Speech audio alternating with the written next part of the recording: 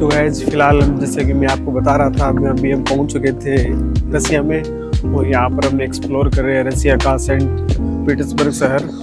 हाँ तो दोस्तों अपन बात कर रहे थे कि लाइफ में घूमना क्यों जरूरी है। देखिए आज के टाइम में पैसा हर कोई कमा रहा है, कोई भी खाली नहीं है, राइट। यहाँ पर अपन आए हैं तो कुछ ना कुछ काम करने के लिए आए हैं, मगर जब बंदा एक लंबे टाइम तक काम करते हैं ना, और आप लंबे टाइम तक काम करते हो तो जाहिर सी बात आपको फिजिकली भी आप थकान होती है, आप थकते हो, और मेंटली भी आपको थकान होती है, थकते हो।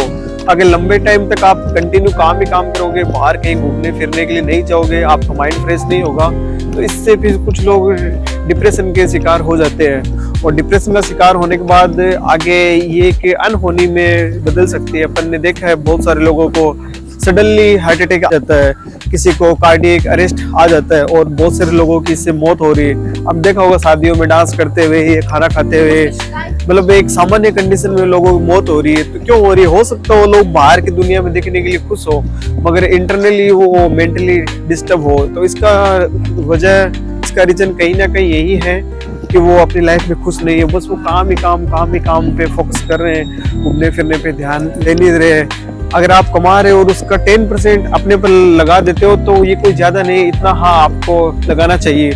घूमने से आपको सुकून मिलता है, आपका मूड फ्रेश होता है, आपको नई चीजें एक्सप्लोर करने को मिलती है, आप नए लोगों से मिलते हो, नया खान पान आपको देखने, और भी बहुत कुछ होता है। बाहर की दुनिया को आप देखते हो, एक्सप्लोर करते हो, तो इसलिए लाइफ में घूमना फिरना जरूरी है। हो सकता है जहाँ आप घूमने फिरने के लिए जा रहे हो वहाँ आपको किसी ऐसे लोगों से मुलाकात हो जाए कि एक नई जॉब अपॉर्चुनिटी आपके सामने निकल करके आ जाए, और अच्छी अच्छी जगह हर साल आप घूमने जाओ, आपकी ट्रेवल हिस्ट्री भी स्ट्रॉन्ग होती है। तो फाइनली अपन घूमते घूमते यहाँ एक पहुंच चुके हैं ये एशियन स्ट्रीट में। ये जो स्ट्रीट है वो इसलिए आप अगर इसे फूड स्ट्रीट भी कहे तो भी कुछ गलत नहीं होगा, क्योंकि इसमें सारे जो रेस्टोरेंट बने हैं वो जो स्पेशली सारे खाने के लिए बने हुए हैं।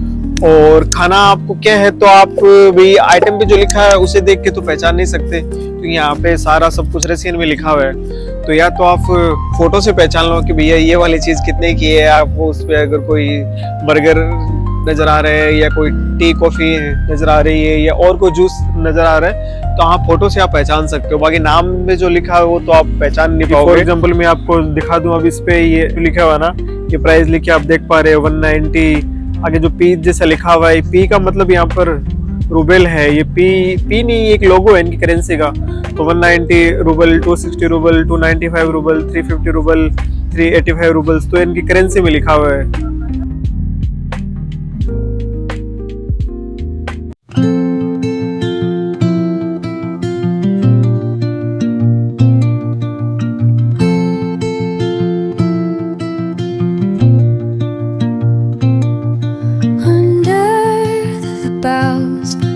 The shadows play, the wind hums songs at the break of day, whispering pines, secrets untold, carrying tales only the forest holds.